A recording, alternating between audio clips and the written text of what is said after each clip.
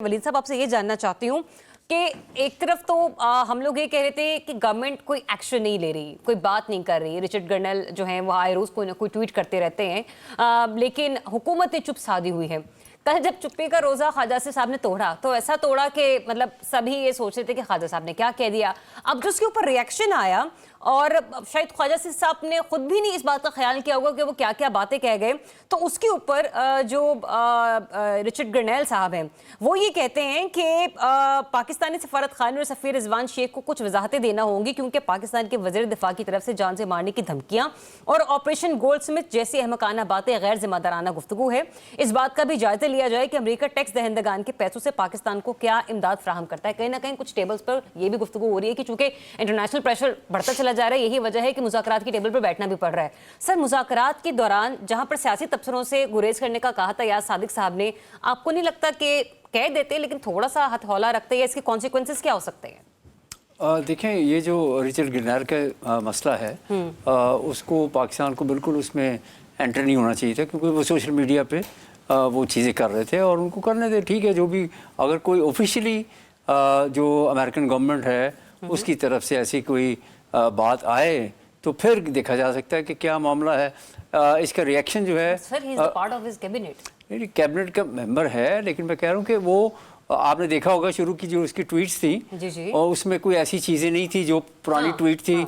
उसको किया जा रहा था कि इन्होंने डिमांड किया था पहले, लेकिन उसके बाद फिर वो जज्बाती हुए, उन्होंने फिर मजीद चीज़ें जो हैं वो करना शुरू कर दी। कुछ उर्दू ट्रांसलेशन जो हैं उन्होंने अंग्रेजी में की, जिसके मीनिंग जो इंग्लिश उर्दू मीनिंग जो है वो मेरा ख्याल है उनको समझ नहीं आई। रोमन उर्दू में भी उसने हाँ, उन्होंने लेकिन उसको कहा कि नहीं, इसकी बुनियाद पे हम पूछेंगे इनसे कि क्या उर्दू सीखी है उन्होंने।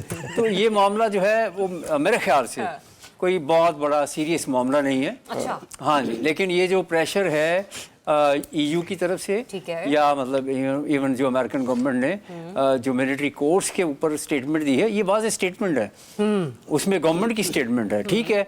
अगर जब गवर्नमेंट बनेगी डोनाल्ड ट्रंप की, तो उसमें अगर ये मामला ऑफिशियली टेकअप होता है तो फिर कोई बात हो सकती है। लेकिन अगर वो टेकअप हो भी पाकिस्तान की तरफ से, अभी तक तो ये सामने आ रहा है कि बहुत सारे ऐसे मामलात हैं, जैसे शकील अफरीदी है, उसका तो ऑफिशियली जो अमेरिकन गवर्नमेंट है पिछले कई सालों से डिमांड कर रही है पाकिस्तान को कि उसको रिहा करें और हमारे हवाले कर दें, लेकिन पाकिस्तान ने उनकी बात नहीं मानी। और इसी तरह से डॉक्टर आफिया सिद्दीकी का मामला है कि वो अमेरिकन कहते हैं कि नहीं, वो तो हमारी नेशनल है और टेरर फाइनेंसिंग और बहुत सारे मामलात हैं, हम उसको रिहा नहीं कर सकते।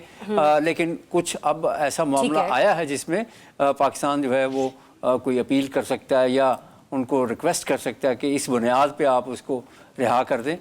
मेरा ख्याल है कि जब तक ये गवर्नमेंट ट्रंप की नहीं बन जाती पाकिस्तान के मामले के ऊपर, क्योंकि जो अभी ट्रंप की गवर्नमेंट है उसने कनाडा या इधर उधर का मतलब हम ये कह सकते हैं कि 20 जनवरी तक के मामलात इंतहाई इंतहाई इंपॉर्टेंट है और सोच विचार के साथ हुकूमत कुछ मुस्बत फैसले कर ले जो पाकिस्तान के हक में हो तो जरा ज्यादा बेहतर होगा।